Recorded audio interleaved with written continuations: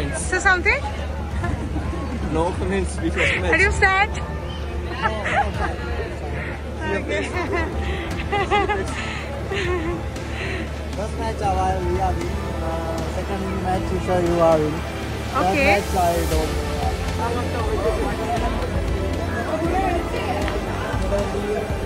দর্শক যেটা বলছিলাম, বাংলাদেশ বনাম শ্রীলঙ্কার ম্যাচ মানে সবসময় কিন্তু হাই ভোল্টেজ।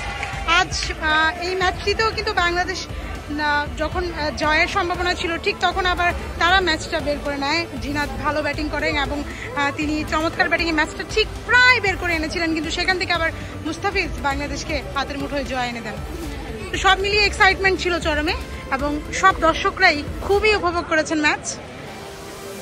তারা শ্রীলঙ্কা হারলেও তারা কিন্তু লড়াই হওয়াতে খুশি হয়েছেন এবং নেক্সট ম্যাচে আরও লড়াই আশা করছেন। কারো কিন্তু সেই অর্থে খুব একটা মন খারাপ হয়নি। Say something about today's match. How was the match? Okay. Yes, yes. Oh my God. So আজকে স্টেডিয়াম ভর্তি ছিল।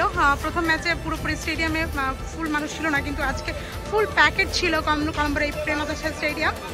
আমরা সেটাই দেখেছি, ফুল চিত্রটা দারুণ ছিল এবং খুব এক্সাইটমেন্ট নিয়ে শ্রীলঙ্কা দর্শকরা পুরো ম্যাচ কিন্তু শ্রীলঙ্কাকে বুস্ট আপ করেছে, বাংলাদেশকে চাপে রেখেছে।